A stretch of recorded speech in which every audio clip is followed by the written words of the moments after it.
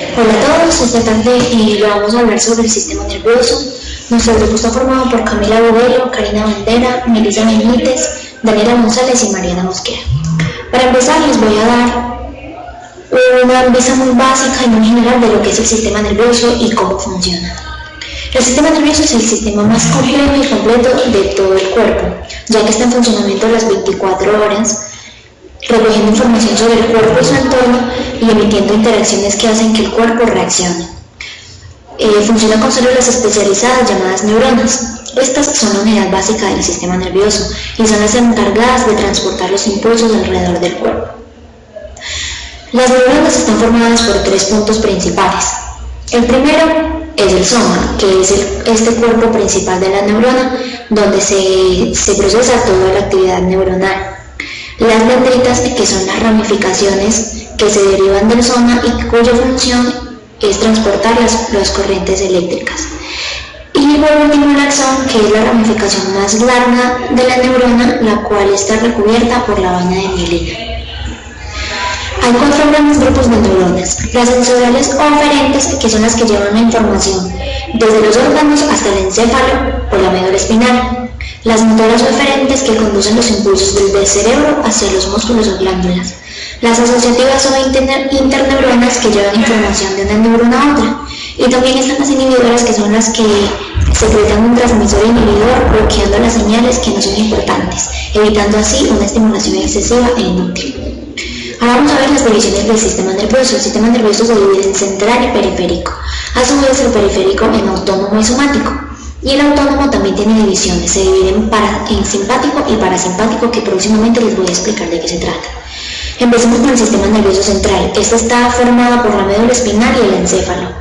El encéfalo está constituido por el cerebro, que es la máquina central del cuerpo donde se realizan todos los impulsos y las respuestas a los estímulos; el cerebelo, que se encuentra en la parte inferior posterior del cerebro y cuya función son las emociones; y el tallo cerebral, que es el que une al cerebro con la médula espinal. La médula espinal tiene una medición de aproximadamente 45 centímetros y un diámetro de 1 centímetro. En la mitad de la médula espinal hay sustancia gris, y a esta llegan todos los nervios craneales, torácicos, lumbares y sacrales. Ahora, el sistema nervioso periférico. El sistema nervioso periférico es el que se compone por todos los nervios. Son 12 nervios craneales y 31 cervicales. El periférico se divide en autónomo, y el autónomo es un sistema totalmente referente, ya que es aquel que controla las acciones involuntarias, actúa sobre los músculos, glándulas y los vasos sanguíneos. El sistema nervioso autónomo se divide en simpático y parasimpático. El simpático es el que se activa siempre y prepara al organismo para las situaciones de emergencia o riesgo, y pueden ver que estimula el iris, las glándulas salivales, el corazón y los pulmones, e inhibe el estómago, el páncreas y la vejiga. El sistema nervioso parasimpático, al contrario, es el que inhibe todas las acciones que estimula el sistema simpático y siempre se encarga del estado de relajación del cuerpo. Luego tenemos el sistema nervioso somático, que es el encargado de recoger y transmitir la información detectada por los sentidos y que permite el movimiento voluntario de los músculos.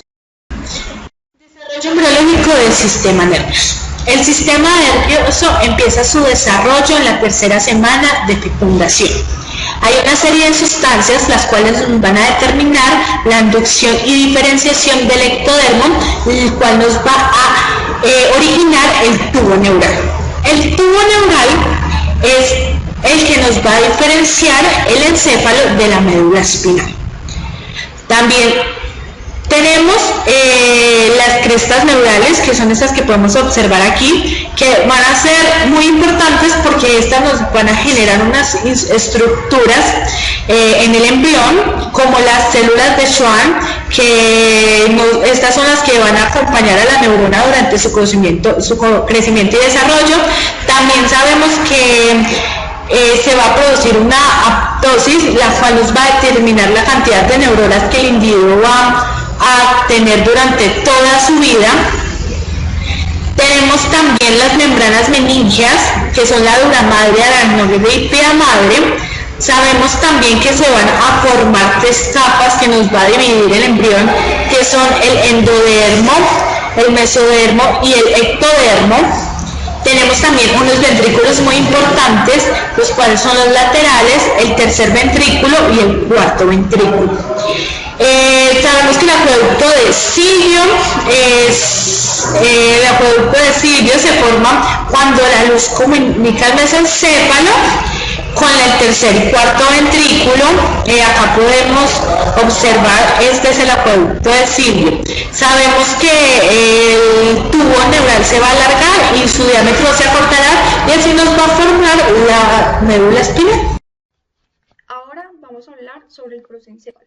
El prosencéfalo, también conocido como el cerebro anterior, seguido del mesencéfalo como cerebro medio y seguido del romboencéfalo como cerebro posterior. Este se divide en telencéfalo y diencéfalo. El telencéfalo incluye la corteza cerebral, los ganglios basales y el sistema límbico.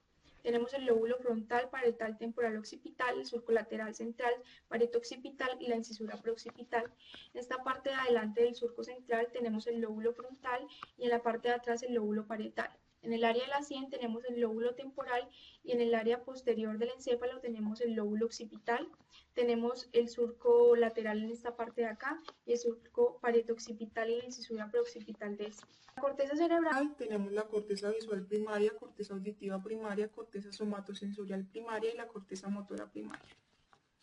En la corteza motora primaria, ubicada en el lóbulo frontal, es la encargada de las neuronas de los músculos del cuerpo, y la corteza somatosensorial primaria, en el lóbulo parietal, es la encargada de las neuronas del tacto. En la corteza auditiva primaria, encargada de las cualidades del sonido relacionadas con la comprensión del lenguaje, la memoria y el aprendizaje, se encuentra en el lóbulo temporal. Y en la corteza visual primaria, situada en el lóbulo occipital, es la encargada de procesar la información visual que llega a la retina. En esta parte de acá tenemos la asociación de dos cortezas, como por ejemplo la corteza visual primaria y la corteza auditiva primaria. Es una asociación que permite asociar un sonido con una imagen. En la parte de acá tenemos la corteza límbica, compuesta por el cuerpo calloso, el fórnix, el cuerpo mamilar, la amígdala y el hipocampo. El fórnix es el encargado de dar señales del hipotálamo al hipocampo o de un hemisferio a otro. Tenemos el hipocampo, que es el encargado de la memoria y la concentración o la orientación espacial. Tenemos la amígdala, que es la encargada del procesamiento y almacenamiento de reacciones emocionales. También tenemos el cuerpo calloso, que es donde se unifica la información de las funciones de ambos hemisferios. En el hemisferio izquierdo, como en el análisis de la información, y en el hemisferio derecho, como la síntesis. También tenemos los ganglios basales, que son los encargados del control de los movimientos. Muchachos, yo les voy a hablar del diencéfalo. El diencéfalo es la parte anatómica del cerebro que se encuentra entre el tronco encefálico y los hemisferios cerebrales. Aquí podemos observar. Sus estructuras internas son el tálamo, que está constituido por dos masas entre los hemisferios cerebrales. Aquí podemos verla. Tiene una forma ovoide y cumple un papel de enlace entre las señales sensoriales y las motoras. El hipotálamo es una glándula que está ubicada debajo del tálamo. Aquí podemos observar. Tiene un papel importante en el funcionamiento del cuerpo, como la termorregulación, el flujo sanguíneo, el apetito, el deseo sexual y el sueño. Es también considerado el centro vital del sistema límbico. Este sistema se encarga de las reacciones instintivas y emocionales como el miedo, el placer y la ira. Subtálamo.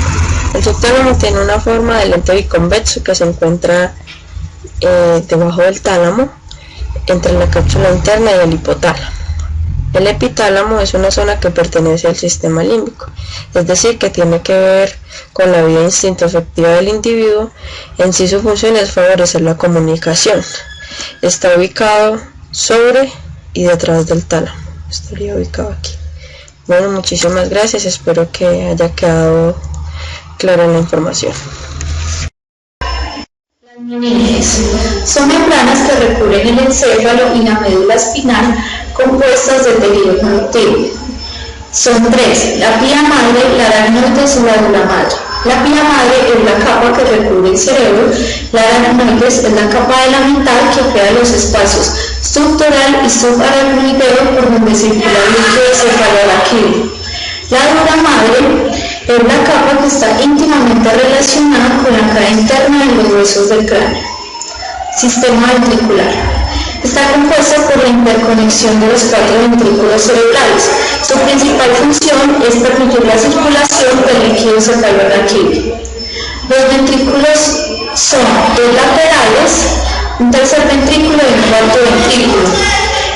Los 2 ventrículos laterales se conectan con el tercer ventrículo mediante el orificio intraventricular, el tercer ventrículo con el cuarto ventrículo mediante el acueducto silviano y el cuarto ventrículo finalmente forma el canal epitimario que recorre la médula espinal y lleva el líquido cefalorraquídeo. Aquí podemos ver diferentes caras. El líquido cefalorraquídeo. Este tiene una textura similar al del plasma sanguíneo, se encuentra en proporciones de 90 a 150 mililitros, circula por el espacio subaracnoideo y tiene funciones de protección, nutrición y eliminación. La irrigación del sistema nervioso central. Está dada por el polígono de Wills, que tiene una parte anterior y una parte posterior.